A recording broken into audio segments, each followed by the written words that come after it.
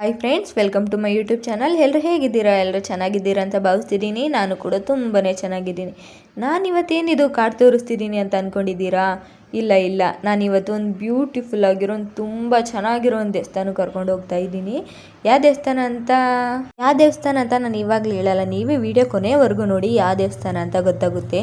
ತುಂಬ ಪವರ್ಫುಲ್ ಇರೋ ದೇವಸ್ಥಾನಕ್ಕೆ ಹೋಗ್ಬೇಕಂದ್ರೇ ಖುಷಿಯಾಗುತ್ತೆ. ಯಾಕಂದರೆ ಅಲ್ಲಿ ವಾತಾವರಣ ಅದು ಇದು ಸುತ್ತಮುತ್ತ ಕಾಡು ಎಲ್ಲ ನೋಡ್ಕೊಂಡು ಹೋಗೋಷ್ಟೊತ್ತಿಗಂತೂ ತುಂಬಾ ಖುಷಿಯಾಗಿರುತ್ತೆ. ತುಂಬ ಸಖತ್ತಾಗಿರುತ್ತೆ ಪ್ಲೇಸ್ ಅಂತೂ. ನಾವಿನ್ನು ಬೆಳಗ್ಗೆ ದೇವಸ್ಥಾನಕ್ಕೆ ಹೋಗಬೇಕು ಅಂತೇಳಿ ಬೆಳಿಗ್ಗೆ ಮನೇಲಿ ತಿಂಡಿನೇ ಮಾಡಿರಲಿಲ್ಲ. ಹೋಗ್ತಾ ದಾರಿಲೇ ತಿಂಡಿ ತಿನ್ಕೊಂಡು ಹೋಗೋಣ ಅಂತೇಳಿ ನಾನಿಲ್ಲಿ ತಿಂಡಿಗೆ ಅಂತೇಳಿ ಕೇಸರಿಬಾತು ಉಪ್ಪಿಟ್ಟು ತೊಗೊಂಡಿದ್ದೀನಿ. ನನ್ನ ಹಸ್ಬೆಂಡು ಬನ್ಸ್ ತಿಂಡಿ ತೊಗೊಂಡಿದ್ರು. ಕೇಸರಿಬಾತಂತೂ ಪೈನಾಪಲ್ ಕೇಸರಿಬಾತ್ ತೊಗೊಂಡಿದ್ದೆ, ತುಂಬಾ ಚೆನ್ನಾಗಿತ್ತು. ತಿಂಡಿ ಗಿಂಡಿ ಎಲ್ಲ ಮುಗಿಸ್ಕೊಂಡು ಆಮೇಲೆ ಹೊರಟ್ರೆ ಆಗುತ್ತೆ, ನಾವು ಬೇಗ ಹೋಗ್ಬೋದು, ಹೋಗಿ ರಿಟರ್ನ್ ಬೇಗನೆ ಬರ್ಬೋದು ಅಂತೇಳಿ ಮನೇಲೇ ತಿಂಡಿ ಎಲ್ಲ ಮಾಡ್ಕೊಂಡು ಕೂತ್ಕೊಂಡ್ರೆ ಲೇಟಾಗಿಬಿಡುತ್ತೆ. ಶಿವಮೊಗ್ಗದಿಂದ ಮ್ಯಾಕ್ಸಿಮಮ್ 40 ಕಿಲೋಮೀಟ್ರ್ ಅಂತೂ ಇದೆ ಪ್ಲೇಸು. ನೀವು ಒಂದ್ಸಲ ವಿಸಿಟ್ ಮಾಡಿ, ತುಂಬ ಅಂದರೆ ತುಂಬಾ ಖುಷಿ ಪಡ್ತೀರ, ಅಷ್ಟು ಚೆನ್ನಾಗಿದೆ ಪ್ಲೇಸು.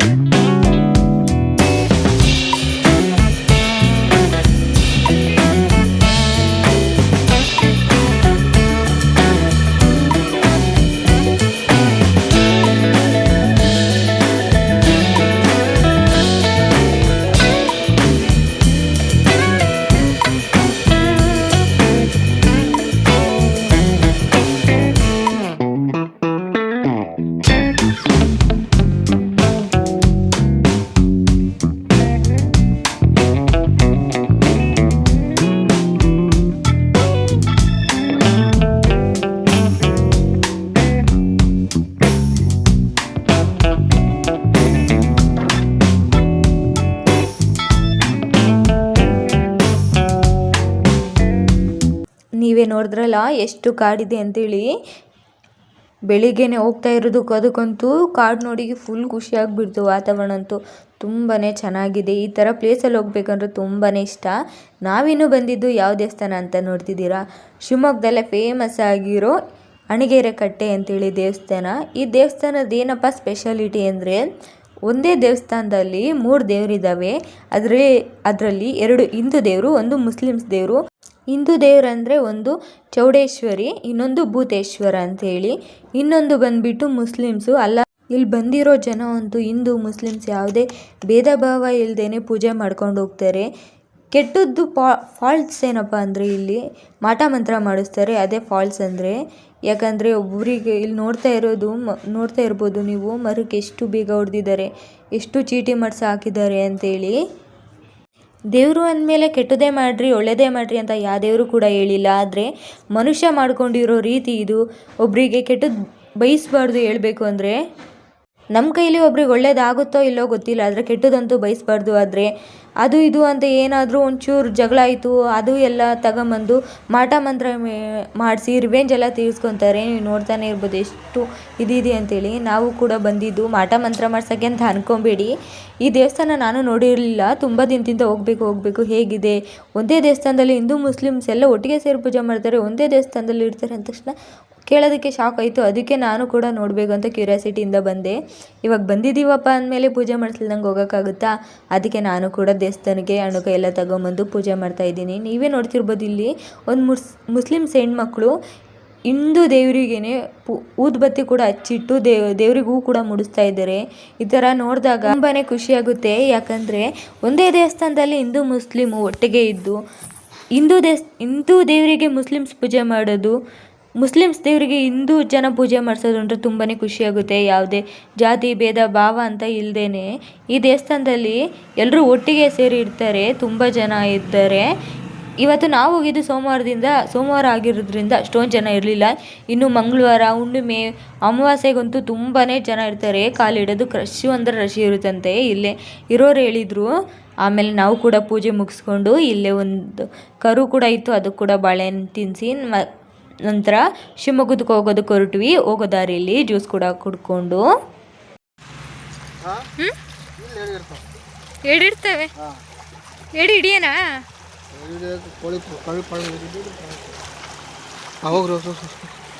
ಎಡಿ ಹಿಡ್ಕೊಂಡೋಗಿ ಮನೆಗೆ ಸಾಂಬಾರು ಮಾಡ್ಕೊಬೋದಾಗಿತ್ತಾ?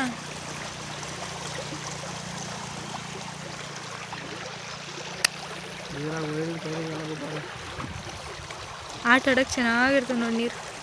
ಇನ್ನೂ ಹೋಗೋ ದಾರಿ ಮೇಲೆ ಕಾಲುವೆ ಸಿಕ್ತು ಅಂತೇಳಿ ಅಲ್ಲಿ ಕೂಡ ಆಟ ಆಡಿಕೊಂಡು ನಾನು ನನ್ನ ಮಗ ನಿಧಾನಕ್ಕೆ ಹೊರಟ್ವಿ ಶಿವಮೊಗ್ಗಕ್ಕೆ. ಇಲ್ಲಂತೂ ಎಷ್ಟು ಚೆನ್ನಾಗಿದೆ ನೋಡಿ ಕಾಲುವೆ, ನೀರು ಅಂತೂ ತುಂಬಾ ಚೆನ್ನಾಗಿದೆ. ಎಲ್ಲೂ ಕೂಡ ನೀರು ಕೂಡ ಗಲೀಜಾಗಿಲ್ಲ, ಅಷ್ಟು ಚೆನ್ನಾಗಿದೆ. ನನ್ನ ಮಗ ನೀರಲ್ಲಿ ಹೋಗೋದಕ್ಕೆ ಎದುರ್ತಿದ್ದಾನೆ. ನಂತರ ನೀರಲ್ಲೇ ಸ್ವಲ್ಪ ಟೈಮ್ ಪಾಸ್ ಮಾಡಿಕೊಂಡು ಆಮೇಲೆ ಹೊರಡೋಣ ಅಂತೇಳಿ ಸ್ವಲ್ಪ ಮನೇಲೇ ಇದ್ದು ಬೋರ್ ಆಗ್ತಾ ಇರುತ್ತೆ. ಸ್ವಲ್ಪ ರಿಲೀಫ್ ಅನಿಸುತ್ತೆ. ವೀಕಲ್ಲಿ ಒಂದ್ಸಲ ಇಲ್ಲ ಮಂತ್ಲಿ ಒಂದ್ಸಲ ಆಚೆ ಹೋಗ್ಬಿಟ್ರೆ ಟ್ರಿಪ್ ಅಂತ ಹೇಳಿ ಇಲ್ಲ ಒಂದು ದೇವಸ್ಥಾನಕ್ಕೆ ಸಿಂಪಲಾಗಿ ಹೋದ್ರೂ ಎಷ್ಟು ಖುಷಿಯಾಗುತ್ತೆ, ಎಷ್ಟು ಮನಸ್ಸಿಗೆ ನೆಮ್ಮದಿ ಆಗುತ್ತಲ್ವ. ಹೆಣ್ಮಕ್ಳಿಗೆ ಇನ್ನೇನು ಬೇಕು, ಯಾವಾಗಲೂ ಅಡುಗೆ ಮನೆ ಸಂಸಾರ ಅದೇ ಅಂದ್ಕೊಳೋದಕ್ಕಿಂತ ಈ ಥರ ಆಚೆ ಒಂದಿನ ಹೋಗಿ ಗಂಡ ಮಕ್ಕಳ ಜೊತೆ ಕಾಲ ಕಳೆಯೋದ್ರಲ್ಲಿ ಇರೋ ಖುಷಿನೇ ಬೇರೆ ಅಲ್ವಾ.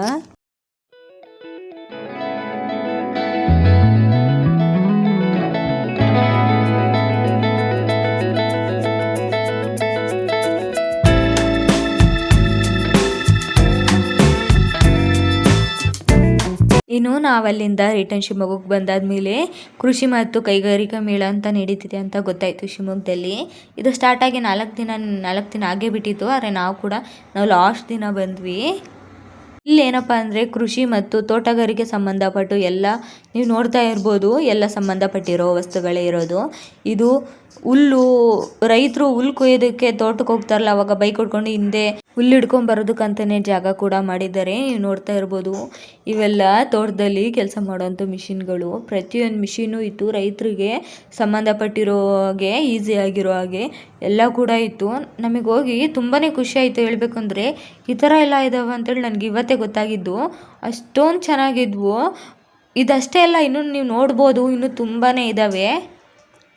ಇವಾಗ ಟೆಕ್ನಾಲಜಿ ಎಷ್ಟು ಮುಂದುವರೆದಿದೆ ಅಂತ ಗೊತ್ತಾಗ್ತಿದೆ. ಆವಾಗ ಹುಲ್ಲು ಕೊಯ್ಕೊಂಡು ತಲೆ ಮೇಲೆ ಹೊತ್ಕೊಂಬರೋರು ಇವಾಗ ಹುಲ್ಲು ಕೊಯ್ಕೊಂಬರೋದಕ್ಕಂತಲೇ ಒಂದು ಗಾಡಿ ಮಾಡಿದ್ದಾರೆ. ಹುಲ್ಲು ಕೊಯ್ಕೊಂಡು ಅದರಲ್ಲಿ ಹಾಕೊಂಬಂದರೆ ಮುಗ್ದೇ ಬಿಡುತ್ತೆ, ಆರಾಮಾಗಿ ಬಂದುಬಿಡ್ಬೋದು ಬೈಕ್ ಓಡಿಸ್ಕೊಂಡು.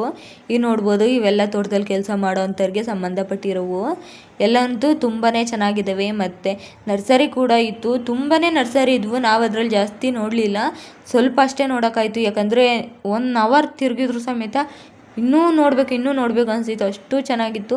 1 ಅವರ್ ತಿರುಗಿದ್ರು ಸಮೇತ ಜಾಗವಂತೂ ಇನ್ನೂ ತುಂಬಾ ಇದ್ವು ನೋಡೋಂಥ ಪ್ಲೇಸ್. ಆದರೆ ನಾವೇ ಟೈಮ್ ಆಗಿಬಿಡುತ್ತೆ ಅಂತೇಳಿ ಬೇಗನೆ ಬಂದ್ವಿ. ನರ್ಸರಿ ಕೂಡ ಇತ್ತು, ತುಂಬಾ ಚೆನ್ನಾಗಿತ್ತು. ಇನ್ನೂ ನೀವು ನೋಡ್ಬೋದು, ಇನ್ನೂ ನೀವು ಮುಂದೆ ನೋಡಿ ಎಂತೆಂಥ ಇವೆಲ್ಲ ಇದ್ದಾವೆ ಅಂತೇಳಿ.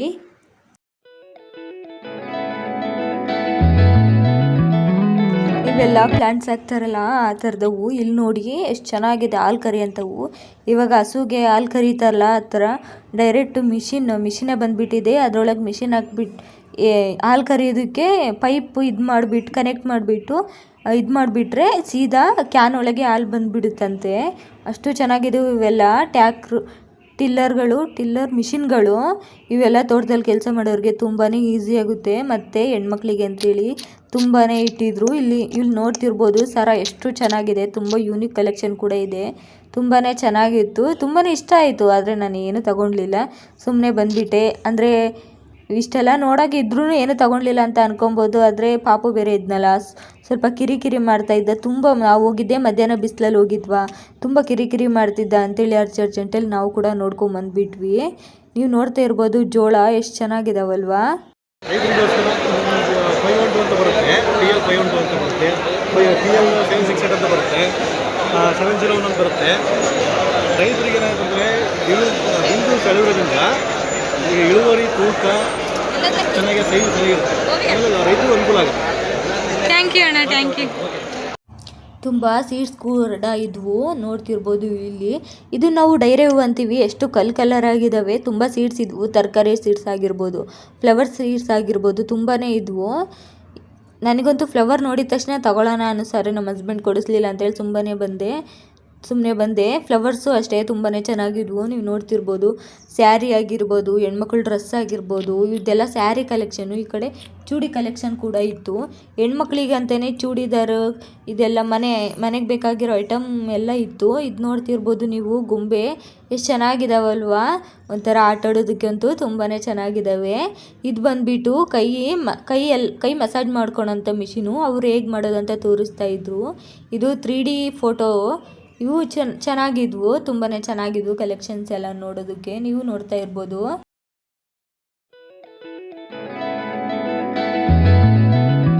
ಇನ್ನು ಈ ಕಡೆ ಬಂದರೆ ತೋಟಕ್ಕೆ ಪೈಪ್ ಹಾಕ್ತಾ ಇರಲ್ಲ, ನೀರಿನ ಪೈಪು ಆ ಥರ ಪೈಪೆಲ್ಲ ಕನೆಕ್ಷನ್ ಎಲ್ಲ ಹೇಗೆ ಮಾಡೋದು ಅಂತ ತೋರಿಸ್ತಾ ಇದ್ರು.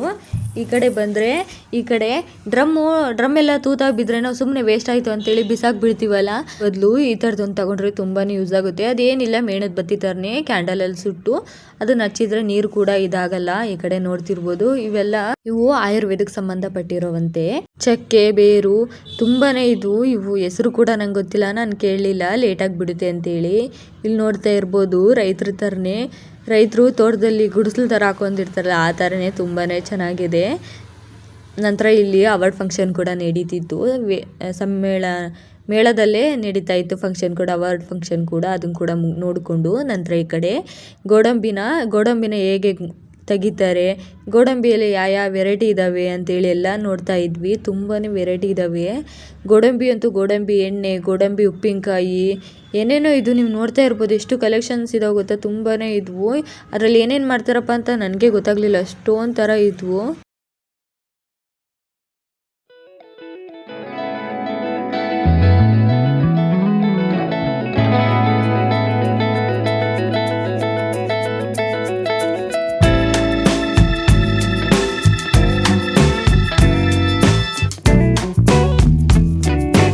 ಈ ಕಡೆ ಬಂದರೆ ಅಡಿಕೆ ಅರಮನೆ ಅಂತ ಏನು ಮಾಡಿದ್ರು. ಇಲ್ಲಿ ಕೂಡ ನೋಡ್ಬೋದು ತುಂಬಾ ಅಡಿಕೆ ಇದ್ದಾವೆ. ನಾನು ಗೊತ್ತಿದ್ದ ಹಾಗೆ ಅಡಿಕೆ ಒಂದೇ ಥರ ಅಂದ್ಕೊಂಡಿದ್ದು. ಇಲ್ಲಿ ನೋಡ್ತಿರ್ಬೋದು ಶ್ರೀಮಂಗಳ ಮತ್ತು ಮೋಹಿತ್ ನಗರ, ಸುಮಂಗಳ, ಮಂಗಳ, ಸ್ವರ್ಣಮಂಗಳ ಅಂತೇಳಿ ತುಂಬಾ ವೆರೈಟಿ ಅಡಿಕೆ ಇದ್ವು. ರಾಶಿ, ಬೆಟ್ಟೆ, ಗರುಬ್ಲು, ಚಾಲಿ, ಏನೇನೋ ಅಂತ ತುಂಬಾ ಹೆಸರು ಇರೋ ಅಂಥ ಅಡಿಕೆ ಇದ್ವು. ನೀವು ನೋಡ್ತಿರ್ಬೋದು, ಅಡಿಕೆ ಗಿಡ ಕೂಡ ನೆಟ್ಟಿದ್ರು ಇಲ್ಲೇ. ಅಂದರೆ ಇವೆಲ್ಲ ಬೆಳೆದಿರೋ ಅಡಿಕೆ ಇರ್ತಾವಲ್ಲ, ಅದನ್ನು ತೊಗೊಂಬಂದು ಇಟ್ಟಿರೋದು. ಈ ಕಡೆ ನೋಡ್ತಿರ್ಬೋದು, ಇದೆಲ್ಲ ಬಂದುಬಿಟ್ಟು ಅಡಿಕೆ ಕಾಯಿ ಸುಲಿಯೋಂಥ ಮಿಷನ್ನು.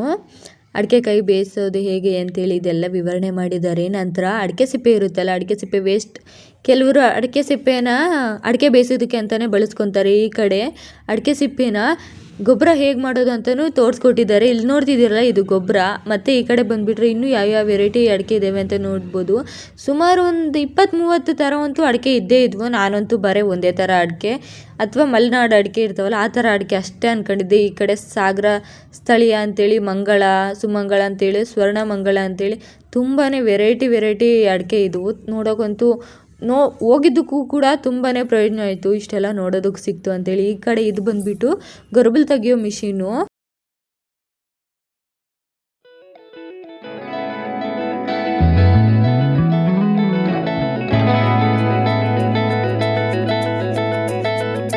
ನಂತರ ಈ ಕಡೆ ಬಂದುಬಿಟ್ರೆ ಭತ್ತ ಯಾವ ವೆರೈಟಿ ಇದ್ದಾವೆ ಅಂತೇಳಿ ಈ ಕಡೆ ಇಟ್ಟಿದ್ದಾರೆ.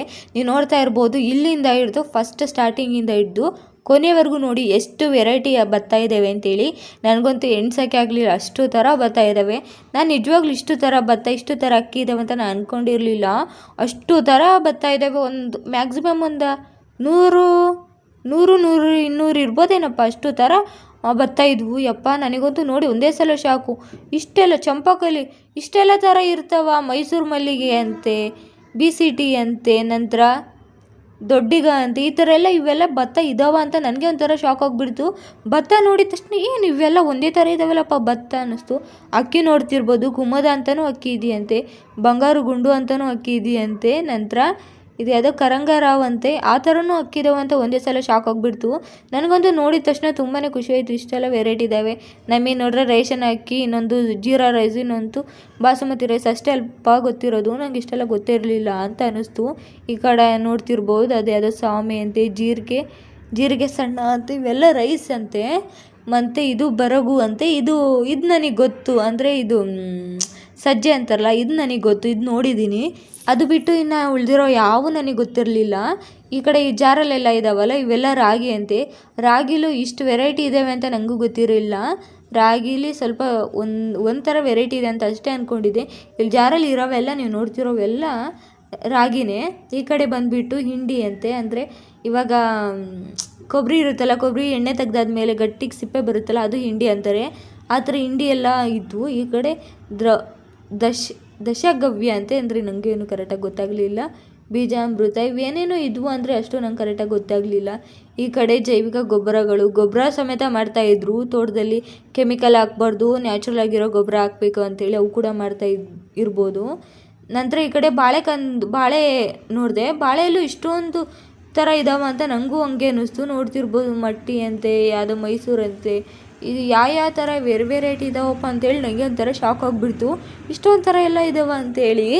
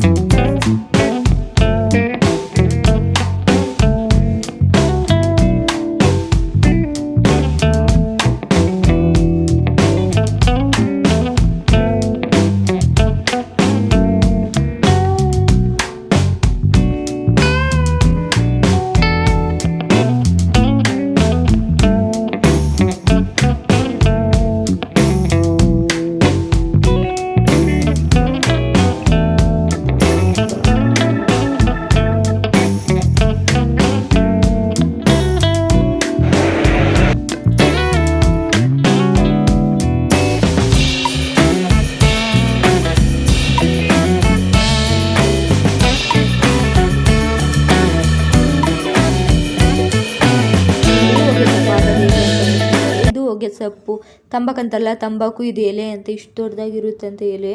ನಂತರ ಈ ಕಡೆ ಡ್ರೈ ಮಾಡಿರೋ ತಂಬಾಕಿದೆ, ತುಂಬಾ ಚೆನ್ನಾಗಿತ್ತು. ನಂತರ ಮನೆಗೆ ಬಂದ್ವಿ, ಎಲ್ಲ ಫಂಕ್ಷನ್ ಎಲ್ಲ ಮುಗಿಸ್ಕೊಂಡು ಮನೆಗೆ ಬಂದ್ವಿ. ತುಂಬಾ ಸುಸ್ತಾಗಿತ್ತು. ಈಸಿಯಾಗಿ ಏನಾದರೂ ಮಾಡೋಣ ಅಂಥೇಳಿ ಪಾಲಕ್ ಪನ್ನೀರ್ ಮಾಡೋಣ ಅಂಥೇಳಿ ಮೊದಲಿಗೆ ಇಲ್ಲಿ ಪಾಲಕ್ ಸೊಪ್ಪು ಬೇಯಿಸಿಟ್ಕೊಂಡಿದ್ದೀನಿ. ಒಂದು 2 ಕಷ್ಟ ಆಗೋಷ್ಟು ಪಾಲಕ್ ತೊಗೊಂಡು ನಂತರ ಬೇಯಿಸಿಟ್ಕೊಂಡಿದ್ದೀನಿ. ನಂತರ ಬೆಂದಿರೋ ಪಾಲಕ್ನ ಮಿಕ್ಸಿ ಜಾರಿಗೆ ಹಾಕ್ಕೊಂಡು ಅದ್ರ ಜೊತೆ 2 ಹಸಿಮೆಣಸಿಕಾಯಿ, ನಂತರ ಸ್ವಲ್ಪ ಕೊತ್ತಂಬರಿ ಕೂಡ ಸೇರಿಸ್ಕೊಂಡು ಕಲರ್ ಚೆನ್ನಾಗಿ ಬರುತ್ತೆ ಅಂತೇಳಿ ಸೇರಿಸ್ಕೊಂಡು ಗ್ರೈಂಡ್ ಮಾಡ್ಕೊಂಡಿದ್ದೀನಿ. ನಂತರ ಇಲ್ಲಿ ಒಂದು ಬಾಣಲೆ ಇಟ್ಟು 4ರಿಂದ 5 ಟೇಬಲ್ ಸ್ಪೂನ್ ಆಗೋಷ್ಟು ಎಣ್ಣೆ ಇಟ್ಕೊಂಡು, ನಂತರ ಎಣ್ಣೆ ಕಾದಾದ ನಂತರ ಪನ್ನೀರು ಕ್ಯೂಬಾಗಿ ಕಟ್ ಮಾಡ್ಕೊಂಡಿರೋ ಸಮೇತ ಸೇರಿಸ್ಕೊಂಡು, ಸ್ವಲ್ಪ ಅರಿಶಿನ, ಸ್ವಲ್ಪ ಖಾರದ ಪುಡಿ, ಸ್ವಲ್ಪ ಉಪ್ಪು ಕೂಡ ಸೇರಿಸ್ಕೊಂಡು, ಹಾಗೆಯೇ ಒಂದು 5 ನಿಮಿಷ ಆಗೋಷ್ಟು ಸ್ವಲ್ಪ ಕಲರ್ ಚೇಂಜ್ ಆಗೋವರೆಗೂ ಪನ್ನೀರ್ ಟೇಸ್ಟ್ ಚೆನ್ನಾಗಿರುತ್ತೆ ಅಂತೇಳಿ ಡ್ರೈ ಮಾಡ್ಕೊತಾ ಇದ್ದೀನಿ. ಪನ್ನೀರೆಲ್ಲ ಫಸ್ಟಿಗೆ ಡ್ರೈ ಮಾಡ್ಕೊಂಡ್ರೆ ಟೇಸ್ಟ್ ಅಂತೂ ತುಂಬಾ ಚೆನ್ನಾಗಿರುತ್ತೆ. ನೀವು ನೋಡ್ತಾ ಇರ್ಬೋದು ಡ್ರೈ ಎಲ್ಲ ಆಯಿತು. ಡ್ರೈ ಆಗಿದ್ದನ್ನು ಒಂದು ಪ್ಲೇಟಿಗೆ ಎತ್ತಿ ಹಿಡ್ಕೊಂಡು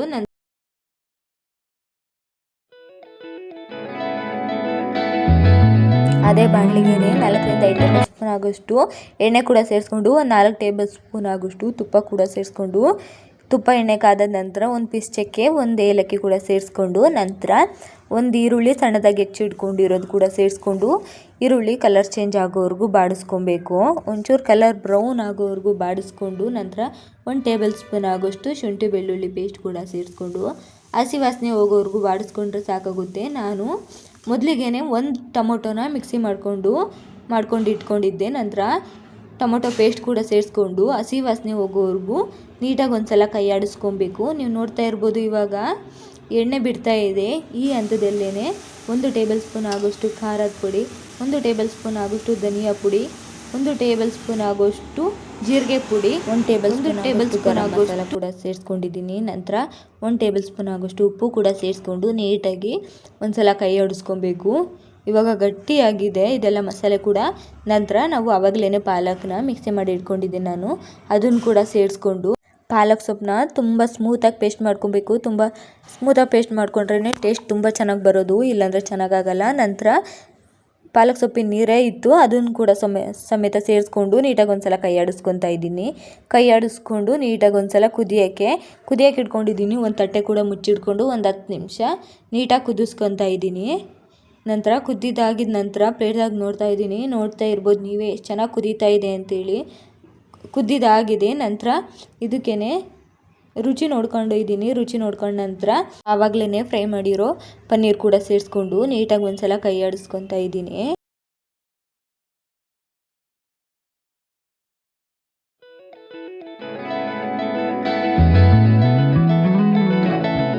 ನಂತರ ನಾನಿಲ್ಲಿ ಸಣ್ಣ ಕಪ್ ಆಗೋಷ್ಟು ಫ್ರೆಶ್ ಕ್ರೀಮ್ ಕೂಡ ತಗೊಂಡಿದ್ದೀನಿ. ಫ್ರೆಶ್ ಕ್ರೀಮ್ ಕೂಡ ಮೇಲೆ ನೀಟಾಗಿ ಹಾಕ್ಕೊತಾ ಇದ್ದೀನಿ, ಯಾಕಂದರೆ ತುಂಬ ಚೆನ್ನಾಗಿ ಕಾಣಲಿ ಅಂತೇಳಿ. ಫ್ರೆಶ್ ಕ್ರೀಮ್ ಹಾಕೋದ್ರಿಂದ ಟೇಸ್ಟ್ ಕೂಡ ತುಂಬಾ ಚೆನ್ನಾಗಿ ಬರುತ್ತೆ, ಅಷ್ಟೇ ಚೆನ್ನಾಗಿರುತ್ತೆ ಫ್ರೆಶ್ ಕ್ರೀಮ್ ಹಾಕೋದ್ರಿಂದ.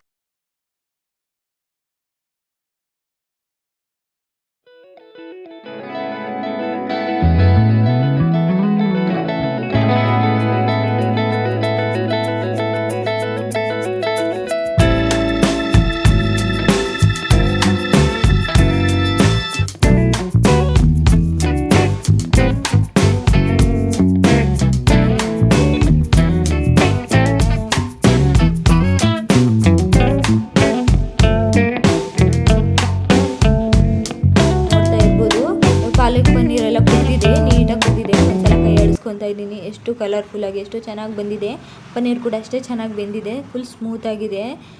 ನೀವು ಪಾಲಕ್ ಪನ್ನೀರ್ ಅಂತೂ ರೆಡಿನೇ ಆಗೋಗ್ಬಿಡ್ತು, ತುಂಬಾ ಚೆನ್ನಾಗಿ ಬಂದಿತ್ತಂತು ಟೇಸ್ಟು. ನಂತರ ಮೊಟ್ಟೆ ಪಲ್ಯ ಮಾಡೋದಕ್ಕೆ, ಅಂದರೆ ಗಟ್ಟಿ ಕೋಳಿ ಮೊಟ್ಟೆ ಇರ್ತಾವಲ್ಲ ಅದ್ರ ಪಲ್ಯ ಮಾಡೋದಕ್ಕೆ 4ರಿಂದ 5 ಟೇಬಲ್ ಸ್ಪೂನ್ ಆಗೋಷ್ಟು ಎಣ್ಣೆ ಕೂಡ ಕಾಸ್ಕೊಂಡು, ಎಣ್ಣೆ ಕಾದಾದ ನಂತರ ಹೆಚ್ಚಿಟ್ಕೊಂಡಿರೋ ಈರುಳ್ಳಿ ಕೂಡ ಹಾಕ್ಕೊಂಡಿದ್ದೀನಿ. ಈರುಳ್ಳಿ ಗೋಲ್ಡನ್ ಕಲರ್ ಆಗಿದ ತಕ್ಷಣ ಒಂದು ಟೊಮೊಟೊ ಕೂಡ ಕಟ್ ಮಾಡಿ ಹಾಕ್ಕೊಂಡು ಟೊಮೊಟೊ ಫುಲ್ ಸ್ಮೂತ್ ಆಗೋವರೆಗೂ ಬೇಯಿಸ್ಕೊತಾ ಇದ್ದೀನಿ.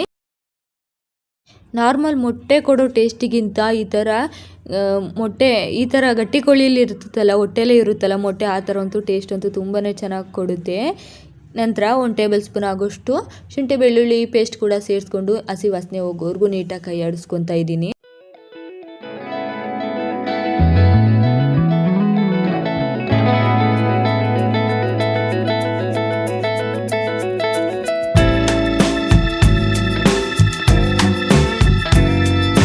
ಟೊಮೊಟೊ ಕೂಡ ಫುಲ್ ಸ್ಮೂತಾಗಿ ಬೆಂದಿದೆ. ಇವಾಗೇ ಅರಿಶಿನ ಹಾಕ್ಬಿಟ್ಟು ನೀಟಾಗಿ 1-2 ಸಲ ಮೊಟ್ಟೆನ ತೊಳೆದಿಟ್ಕೊಂಡಿದ್ದೆ. ಇವಾಗ ಮೊಟ್ಟೆ ಕೂಡ ಸೇರಿಸ್ಕೊತಾ ಇದ್ದೀನಿ. ಲಿವರ್ ಕೂಡ ಜಾಸ್ತಿ ಇಲ್ಲ, 1-2 ಅಷ್ಟೇ ಲಿವರ್ ಇದೆ.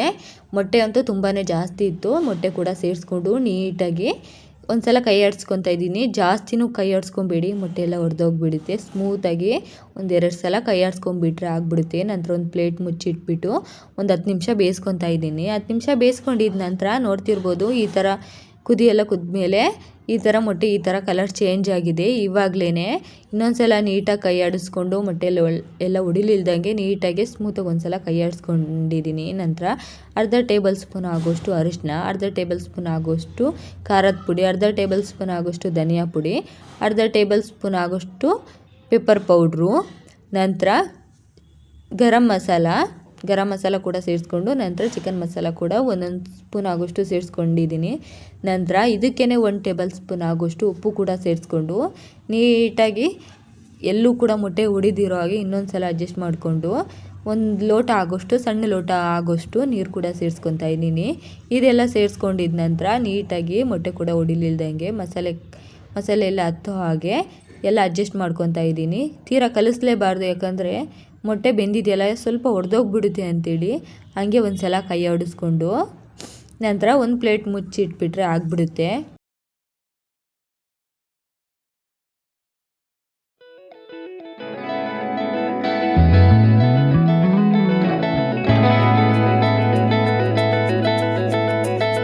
ಒಂದು ಪ್ಲೇಟು ಮುಚ್ಚಿಟ್ಬಿಟ್ಟು ಒಂದು 5 ನಿಮಿಷ ಮಸಾಲೆನ ಬೇಯಿಸ್ಕೊಂಡಿದ್ದೆ. ನಂತರ ನೋಡ್ತಿರ್ಬೋದು ನಾನು 1 ಕಪ್ ಆಗೋಷ್ಟು ಕಾಯಿ ತೊಗೊಂಡು ಕಾಯಿನ ಮಿಕ್ಸಿ ಮಾಡ್ಕೊಂಡಿದ್ದೆ. ಅದರ ಕಾಯಿ ಹಾಲು ಕೂಡ ಸೇರಿಸ್ಕೊತಾ ಇದ್ದೀನಿ, ಮಿಕ್ಸಿ ಮಾಡ್ಕೊಂಡಿದ್ದು.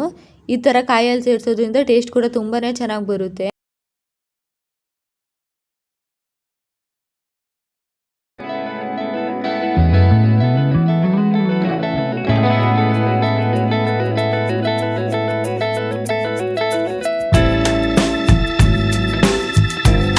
ಮುಚ್ಚಿಟ್ಬಿಟ್ಟು ಒಂದು 5 ನಿಮಿಷ ಬೇಯಿಸ್ಕೊಂಡಿದ್ದೆ. ಇವಾಗಂತೂ ಮೊಟ್ಟೆ ಪಲ್ಯ ರೆಡಿ ಆಗಿಬಿಟ್ಟಿದೆ. ನೀವು ನೋಡ್ತಾ ಇರ್ಬೋದು ಎಷ್ಟು ಕುದೀತಾ ಇದೆ. ಕುದ್ದಿದಾದ ನಂತರ ರೆಡಿ ಆಗಿಬಿಡುತ್ತೆ ಮೊಟ್ಟೆ ಪಲ್ಯ. ರೆಡಿಯಾಗಿದೆ. ನಾನು ಒಂದ್ಸಲ ಕೈ ಆಡಿಸ್ಕೊಂಡು ನೋಡ್ತಾ ಇದ್ದೀನಿ. ಮೊಟ್ಟೆ ಪಲ್ಯ ರೆಡಿಯಾಗಿದೆ. ನಂತರ ಸ್ವಲ್ಪ ಗಾರ್ನಿಷಿಗೆ ಅಂತೇಳಿ ಕೊತ್ತಂಬರಿ ಸೊಪ್ಪು ಕೂಡ ಉದುರಿಸ್ಕೊತಾ ಇದ್ದೀನಿ. ನೀವು ಇಲ್ಲಿ ನೋಡ್ತಾ ಇರ್ಬೋದು ಮೊಟ್ಟೆ ಪಲ್ಯ ಎಷ್ಟು ಚೆನ್ನಾಗಾಗಿದೆ ಅಲ್ವಾ. ಈ ಥರ ಮೊಟ್ಟೆ ತಿನ್ನೋದಕ್ಕೆ ಒಂಥರ ಟೇಸ್ಟಿಯಾಗಿರುತ್ತೆ, ತುಂಬಾ ಚೆನ್ನಾಗಿರುತ್ತಲ್ವ ಟೇಸ್ಟ್ ಅಂತೂ. ನಂತರ ಕೊತ್ತಂಬರಿ ಸೊಪ್ಪು ಕೂಡ ಸೇರಿಸ್ಕೊಂಡು ನೀಟಾಗಿ ಒಂದ್ಸಲ ಕೈ ಆಡಿಸ್ಕೊಂಡ್ಬಿಟ್ಟಿದ್ದೀನಿ. ಮೊಟ್ಟೆ ಪಲ್ಯ ರೆಡಿನೇ ಆಗಿಬಿಟ್ಟಿದೆ. ನಾನು ಒಂದು 5 ನಿಮಿಷ ಪ್ಲೇಟ್ ಮುಚ್ಚಿ ಇಟ್ಬಿಟ್ಟು ಗ್ಯಾಸ್ ಆಫ್ ಮಾಡಿಬಿಟ್ಟಿದ್ದೀನಿ. ಅಂದರೆ ಇದು ಮೊಟ್ಟೆ ಬೆಂದಿರೋ ಹಬೆಯಲ್ಲೇ ಕೊತ್ತಂಬರಿ ಸೊಪ್ಪು ಕೂಡ ಬೇಯುತ್ತೆ ಅಂತೇಳಿ ಬೇಯಿಸ್ಕೊಂಡಿದ್ದೀನಿ.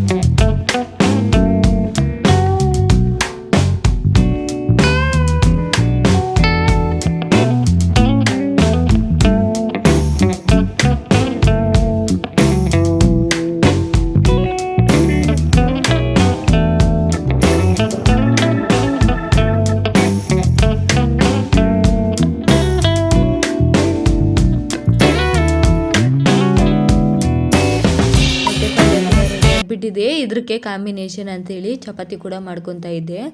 ಒಂದು 5 ಚಪಾತಿ ಕೂಡ ಮಾಡ್ಕೊಂಡಿದ್ದೆ. ಚಪಾತಿ ಕೂಡ ಹಿಟ್ಟು ಕೂಡ ಮೊದಲೇ ನೆನೆಸಿಟ್ಟಿದ್ದೆ. ಪಾಲಕ್ ಪನ್ನೀರ್ ಮಾಡೋದಕ್ಕಿಂತ ಮುಂಚೆನೇ ನೆನೆಸಿಟ್ಟಿದ್ದೆ. ಇವಾಗ ನೋಡ್ತಿರ್ಬೋದು ನನ್ನ ಹಸ್ಬೆಂಡ್ಗೆ ಸರ್ವ್ ಮಾಡ್ತಾಯಿದ್ದೀನಿ ಒಂದು ಪ್ಲೇಟ್ಗೆ ಹಾಕ್ಕೊಂಡು. ಎಷ್ಟು ಚೆನ್ನಾಗಿ ಬಂದಿದೆ ಅಂತೇಳಿ. ಪೂರ್ತಿ ವಿಡಿಯೋ ಇಷ್ಟ ಆಗಿದ್ರೆ ಸಬ್ಸ್ಕ್ರೈಬ್ ಮಾಡ್ಕೊಳ್ಳಿ, ಲೈಕ್ ಮಾಡ್ಕೊಳ್ಳಿ.